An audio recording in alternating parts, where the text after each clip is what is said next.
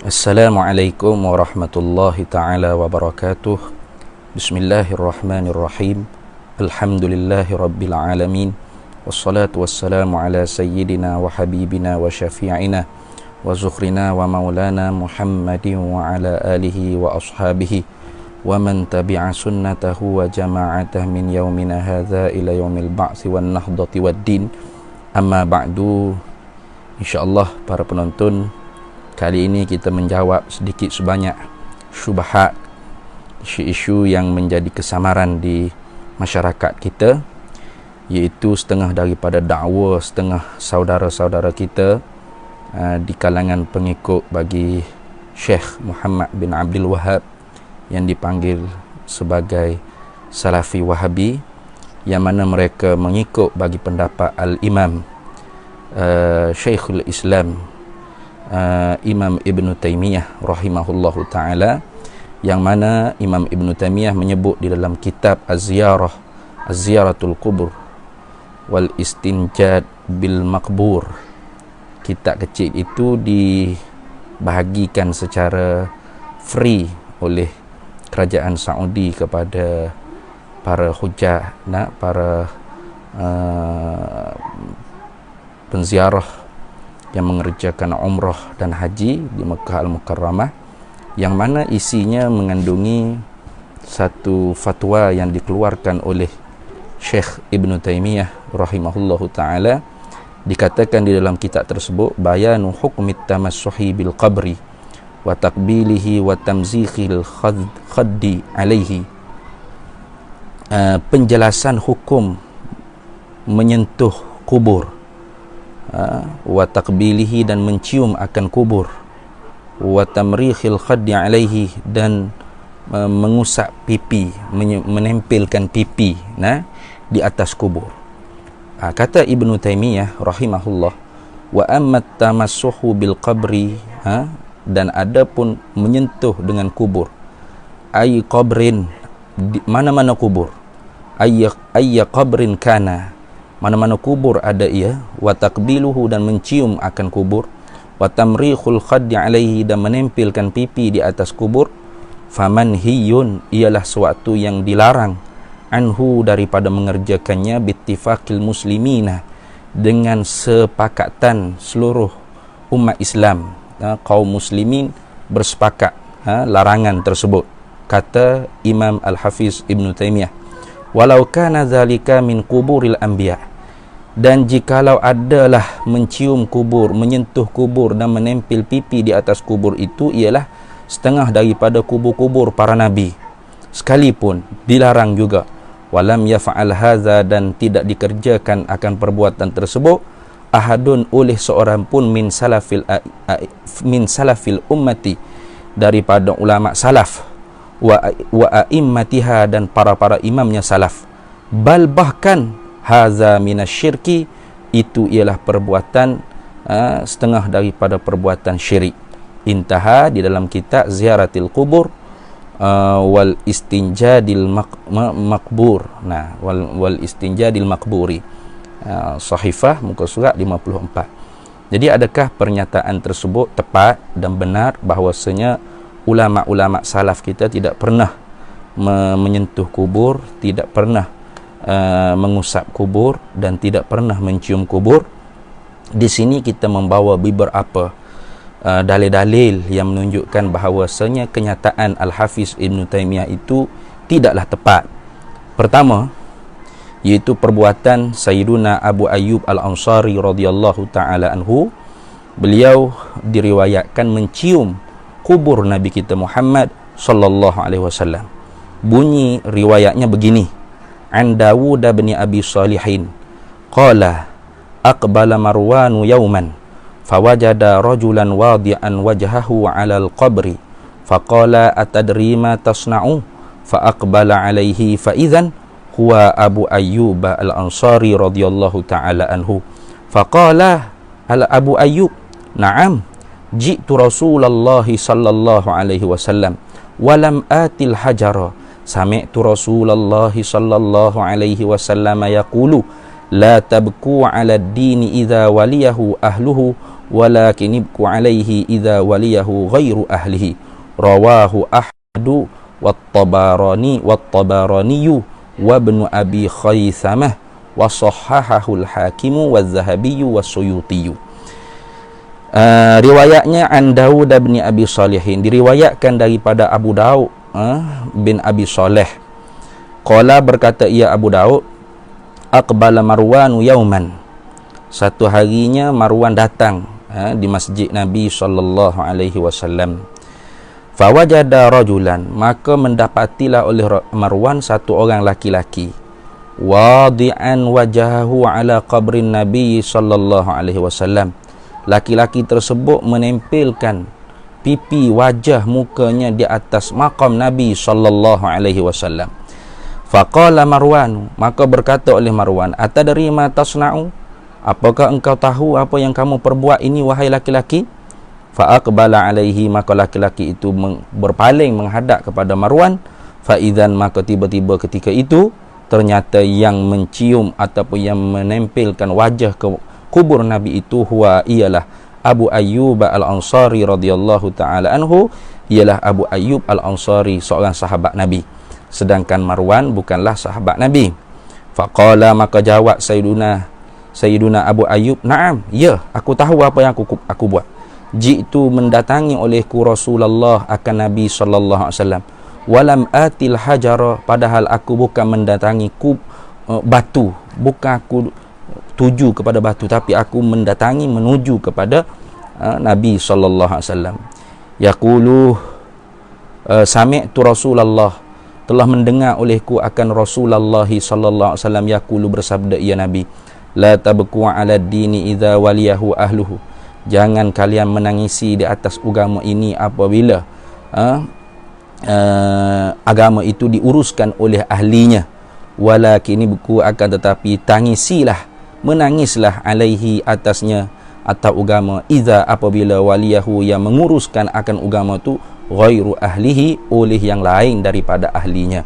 Hadis ini ataupun perbuatan sahabat ini rawahu, meriwayat akan dia oleh Ahmad, iaitu Ahmad bin Hanbal, wa Tabarani, oleh Imam At-Tabarani, wa Ibnu Abi Khaisamah, dan oleh Ibnu Abi Khaisamah, wa sahhahahu al-Hakim, dan telah mensahihlah akan riwayat ini oleh Imam Al-Hakim, wa Az-Zahabi, dan oleh Zahabi, wa Suyuti, oleh Imam Jalaluddin As-Suyuti.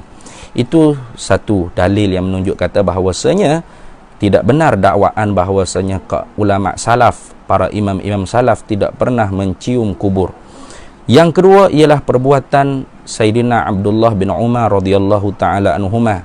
Ini seorang daripada 6 fuqaha usittah minas sahabah, salah seorang daripada ulama faqih di kalangan 6 sahabat Nabi sallallahu alaihi wasallam, yang mana Abdullah bin Umar radhiyallahu taala anhuma diriwayatkan meletakkan tangannya sebagai tabarruk di atas kubur Nabi sallallahu alaihi wasallam.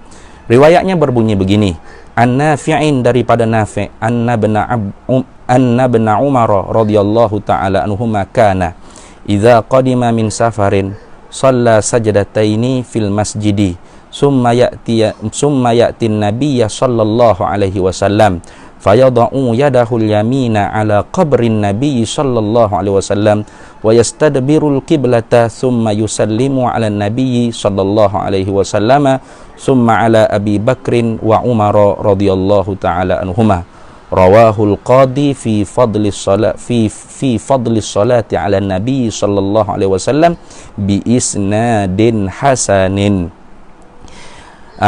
An-Nafi', diriwayat daripada Nafi', anna bin Umar, bahawasanya Abdullah bin Umar radhiyallahu taala anhuma, kana adalah ia iza, apabila qadima, tibalah ia, min safarin, daripada bermusafir, bila pulang daripada bermusafir, sallah, nescaya sembahyanglah Abdullah bin Umar sajdataini, iaitu 2 rakaat fil masjidi, di dalam Masjid Nabawi. Sajdataini, rakaatainilah 2 rakaat. Summa ya'tin nabiyya, kemudian Abdullah bin Umar setelah selesai sembahyang mendatangi akan Nabi, yakni kubur Nabi sallallahu alaihi wasallam. Fayada'u yadahul yamina ala qabrin Nabi. Maka meletaklah tangannya Abdullah bin Umar yang kanan ala qabrin Nabi, di atas kubur Nabi sallallahu alaihi wasallam, artinya mengusap kubur Nabi sallallahu alaihi wasallam. Wa yastadbirul qiblata, dan menghadap akan kiblat. Summa, kemudian yusallimu ala nabi, memberi salam ke atas Nabi. Summa ala Abi Bakrin wa Umar radhiyallahu taala anhuma, kemudian memberi salam juga kepada Abu Bakar dan Umar radhiyallahu taala anhuma. Riwayat ini rawahul Qadhi fi fadli salati ala Nabi, riwayat oleh Qadhi. Qadhi sini Qadhi Ismail Al-Baghdadi, riwayat oleh Al-Qadhi, ini Al-Qadhi Ismail Al-Baghdadi di dalam fadli salati ala Nabi sallallahu alaihi wasallam pada sahifah 84, bi isnadin hasan, dengan sanadnya yang hasan, ya, yang elok artinya. Kemudian ada lagi, artinya hadis yang kedua ini juga membatalkan dakwaan bahawasanya tidak pernah dilakukan oleh salaf, ulama salaf dan ummah yang terdahulu mengusap kubur Nabi sallallahu alaihi wasallam. Kemudian dalil yang ketiga kita ambil daripada perbuatan Sayyidina Bilal, muazzin Rasulullah sallallahu alaihi wasallam, yang mengusapkan wajahnya ke makam Nabi sallallahu alaihi wasallam. Hadis ini sangat panjang. Begini bunyinya, an Abi Darda'i, diriwayatkan daripada Abu Darda, inna Bilalan, sesungguhnya Bilal, ra'a fi manamihi, melihat di dalam mimpinya, an-nabiyya, akan Nabi sallallahu alaihi wasallam, wa huwa, padahal ia Nabi sallallahu alaihi wasallam, yaqulu, bersabda, ma hadhil jafwatu ya Bilalu, mengapa kamu menjauhkan dirimu wahai Bilal daripada aku? Karena Bilal ni setelah wafatnya baginda Nabi, beliau pergi ke Syam. Amma ana antazurani, apakah sekarang ini belum tiba lagi masanya untuk engkau menziarah aku? Fantabaha hazinan, lalu terjagalah Bilal bin Rabah hazinan, hal keadaan hazinan, resah, gelisah, wajilan khaifan, hazinan wajilan khaifan, resah, gelisah, takut. Faraqiba rahilatahu, maka menungganglah Bilal akan kenderaannya. Wa qasadal madinata, maka menujulah ia ke Madinatul Munawwarah. Fa ata qabran Nabi sallallahu alaihi wasallam, maka mendatangilah ia akan kubur Nabi sallallahu alaihi wasallam. Fa ja'ala yabki, maka jadilah ia menangis, indahu, di sisi kubur Nabi. Wa ja'ala, setelah menangis,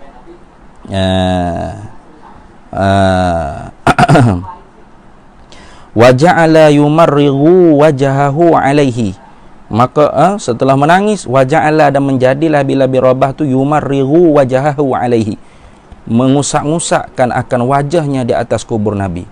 Wa aqbalal Hasanu wal Husainu salawatullahi alaihima, kemudiannya mendatangilah oleh Hasan dan Husain, mendatangi akan Bilal bin Rabah. Faja'ala yadummuhuma wa yuqabbiluhuma, maka Bilal pun mendukung dan mencium kedua cucu Nabi sallallahu alaihi wasallam. Faqala lahu, maka berkatalah kedua-dua Hasan dan Husain kepada Bilal, ya Bilalu nashtahi, wahai Bilal, kami ni maksudnya nashtahi, nasma'u azanaka allazi kunta tu'azzinuhu li Rasulillah sallallahu alaihi wasallam fi sahari. Maknanya Hasan dan Husain ni mengatakan, kami rindu nak dengar azan yang telah adalah engkau mengazankan dia tu kepada Rasulullah pada waktu sahur. Fa fa'ala, maka mengerjalah Bilal, fa'ala sathal masjidi, di atas bumbung masjid lah, bila pergi azan. Pendek ceritanya. Dan hadis ni panjang, cuma di akhirnya dikatakan begini, rawahul Ghassaniyu, telah meriwayatlah akan ini riwayat oleh Al-Ghassaniyu fi akhbarihi, dalam kitab Akhbar wal Hikayah pada muka surat 45-46. Wa Ibnu Asakir, dan telah meriwayat juga cerita riwayat ni oleh Ibnu Asakir fi tarikhi Dimashq, di dalam kitab Tarikh Dimashq, tarikhi Dimashq, Tarikh Dimashq, karangan Imam Ibnu Asakir. Qala Syaukani fi Nailil Awtar, dan telah berkata oleh Imam Syaukani dalam kitab Nailul Awtar, sanaduhu jayyidun, sanad riwayat yang menceritakan bila Birabah ni mengusap-ngusapkan mukanya ke atas kubur Nabi itu jayyid, bagus. Wa qala Az-Zahabi fi Siyari, dan telah berkata oleh Imam Az-Zahabi dalam kitab Siyar A'lamin Nubala, juzuk 1 muka surat 358, sanaduhu layyinun, sanadnya itu lemah, wa huwa munkarun, dan hadisnya ialah hadis mungkar. Artinya di sana ada perselisihan pendapat di antara ulama tentang status riwayat tersebut. Ada yang menghukumkan dengan jayyid, ada yang menghukumkan dengan dhaif, mungkar. Baik. Namun begitu, dua-dua yang sebelum pada ini menyatakan bahawasanya memang perbuatan menempelkan muka, meletakkan tangan di atas kubur Nabi pernah dilakukan oleh sahabat, iaitu Sayyidina Abu Ayyub Al-Ansari dan Sayyidina Abdullah bin Umar radhiyallahu taala anhuma. Begitu juga artinya perbuatan tersebut dilakukan oleh ulama salafus saleh. Begitu juga ulama yang terkemuka pada generasi tabi'in, iaitu Imam Muhammad bin Munkadir radhiyallahu taala anhu. Beliau ialah seorang tabi'in dan melakukan perbuatan meletakkan pipi ke makam Nabi sallallahu alaihi wasallam ketika mana tidak boleh berkata apa-apa. Ini diriwayatkan oleh Al-Hafiz Ibnu Asakir dan Imam Az-Zahabi an Ismail bin Ya'qub At-Taimiyyi qala kana Muhammad bin Munkadir yajlisu ma'a ashabih. Daripada Ismail Ya'qub At-Taimi berkata, kana adalah Muhammad bin Munkadir, Imam Muhammad bin Munkadir ni yajlisu ma'a ashabi, duduk bersama dengan murid-murid dia. Qala, lalu berkata ia, qala fakana yusibuhu sumatun, tiba-tibanya dia tu tak boleh bercakap. Fakana yakumu, maka adalah ia Imam Muhammad bin Munkadir ni bangun, kama huwa hatta yada'u khaddahu ala qabri Nabi sallallahu alaihi wasallam. Lalu dia bangun berdiri sehingga dia pergi menaruhkan pipinya, menempelkan pipinya ke makam Nabi sallallahu alaihi wasallam. Summa yarji'u, kemudian dia kembali balik kepada anak-anak murid dia. Fa'utiba fi zalika, lalu ditegur, anak muridnya tegur. Kenapa duk pergi tempel pipi ke makam Nabi sallallahu alaihi wasallam? Ditegur. Fa'utiba fi zalika, faqala, maka menjawablah oleh Imam Muhammad bin Munkadir, innahu yusibuni khatratun, sesungguhnya aku ni terkena penyakit yang berbahaya. Fa iza wajadtu zalika, maka apabila mendapatilah olehku akan penyakit tersebut, istaghastu bi qabrin nabiyyi sallallahu alaihi wasallam, beristighasahlah olehku dengan kubur Nabi sallallahu alaihi wasallam. Wa kana ya'ti mawdi'an minal masjidi fis sahari yatamarragu fihi wa yattaji'u. Dan adalah Imam Muhammad bin Munkadiri ni ya'ti mawdi'an minal masjidi, sering orang panggil datang ke satu tempat di dalam masjid Nabi sallallahu alaihi wasallam fi sahari, pada waktu sahur, yatamarragu fihi, berguling-guling pada masjid Nabi sallallahu alaihi wasallam, wa yattaji'u, dan tidur mengiring, menyenggeng kita kata. Faqila lahu, maka ditanyakan kepadanya, fi zalika, pada demikian itu, pada perbuatan tersebut. Faqala, maka menjawablah oleh Imam Muhammad bin Munkadir, ini sesungguhnya aku ra'aitu, melihatlah oleh aku Rasulullah akan Nabi sallallahu alaihi wasallam, fi hadzal maudhi'i, pada ini tempat, arahu qala fin naumi, melihat aku melihat tu di dalam mimpi. Jadi ini satu riwayat. Baik. Kemudian ada lagi di sananya perbuatan daripada Al-Husain bin Abdullah bin Husain, Ini satu tokoh daripada Ahlul Bait yang masih lagi dalam generasi salaf. Diriwayatkan oleh Al-Hafiz As-Sakhawi, qala Yahya bin Hasan bin Ja'far fi kitabih Akhbaril Madinati, walam arafina rajulan afdala minhu, kana idza ishtaka syai'an min jasadihi kashafal hasa 'anil hajaril ladzi kana bi baiti Fatimah Az-Zahra'i yulasiqu jidaral qabri syarifi fayamsahu bihi. Yahya bin Hasan bin Ja'far berkata dalam kitabnya Akhbar Al-Madinah, apa dia kata? Aku belum pernah lihat akan orang yang lebih afdal, yang paling utama daripada Husain bin Abdullah antara kami Ahlul Bait. Nah, kebiasaannya bagaimana? Iza ishtaka syai'an min jasadihi, kebiasaannya apabila dia rasa sakit pada sebahagian tubuh dia, kashafal hasa 'anil hajaril ladzi kana bi baiti Fatimah Az-Zahra'i, dia akan ambil beberapa batu lah, beberapa, dia akan menyapukan beberapa batu-batu kecil daripada batu yang adalah ia batu tu daripada rumah Sayyidatina Fatimah Az-Zahra. Tu yang mana batu tersebut yulasiqu jidaral qabri syarifi, yang berhubung, yang menempel, yulasiqu jidaral qabri syarifi, yang menempel, yang berhubung, bersambung, bertempel ke makam Nabi sallallahu alaihi wasallam, fayamsahu bihi, lalu dia pun mengusap, menyapukan dengan batu tersebut. Begitu juga Imam Ahmad bin Hanbal, itu imam mujtahid mutlak yang mendirikan mazhab Hanbali, yang mana diakui oleh sahabat kita daripada Salafi Wahabi sebagai mazhab mereka dan mazhabnya bagi Syekhul Islam Al-Hafiz Imam Ibn Taymiyah.